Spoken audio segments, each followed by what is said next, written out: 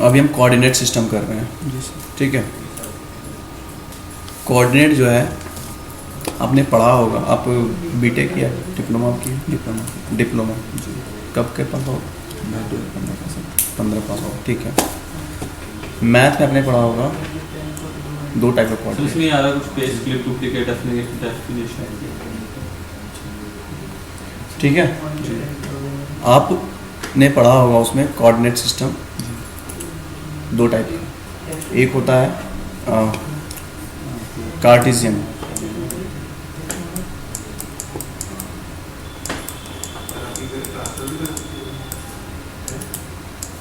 Cartesian coordinate, और दूसरा होता है पोलर कोऑर्डिनेट।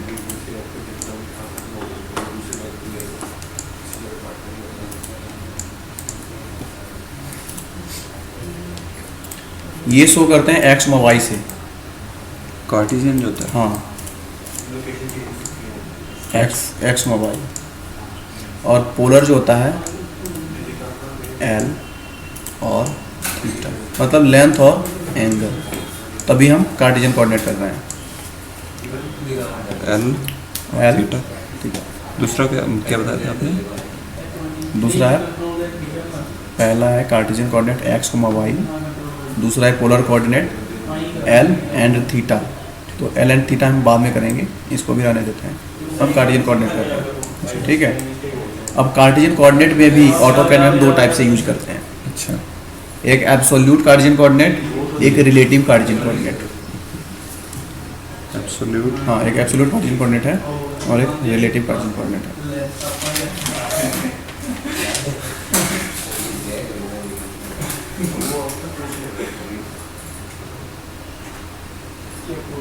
इसमें जो है अच्छा, ये आप जानते हो ना, ये एक्स एक्सिस, ये वाई एक्सिस। जी। इसमें कोऑर्डिनेट शो करने के लिए जैसे हमें ये पॉइंट का कोऑर्डिनेट क्या होगा, इस पॉइंट का कोऑर्डिनेट क्या हो सकता है, ये 1 2 3 4 5 6 ऐसे है। 1 2 3 4 मैंने इसमें ड्रॉ नहीं, इसमें लिखा नहीं है कि कितना क्या क्या है। एक आप माइंड में रख सकते हो। जी। 1 2 3 4 5। वाई में इधर पॉजिटिव होता है 1 2 3 4 5, इधर निगेटिव -1 -2, इसमें भी वाई में -1 -2 -3 माइनस इन्फिनिटी तक जाता है, ठीक है। ये पॉइंट का कोऑर्डिनेट अगर हमें पता करना है कि ये पॉइंट का कोऑर्डिनेट क्या होगा, जी। तो हम क्या करेंगे? दो लेंथ आएगा, एक तो ये लेंथ जी सर। और एक ये लेंथ, ठीक है। ठीक है। ये लेंथ जो होगा वो एक्स का होगा, एक्स का। हाँ हाँ अच्छा। ये लेंथ वाई का। Vertical. तो इस पॉइंट का कोऑर्डिनेट क्या होगा?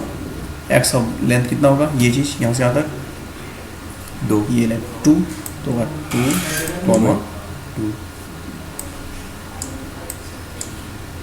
अब मुझे सपोज यहाँ का कोऑर्डिनेट हमें देखना है, यहाँ का कोऑर्डिनेट देखना है, यहाँ का, ठीक है। ये वाई एक्सिस आएगा।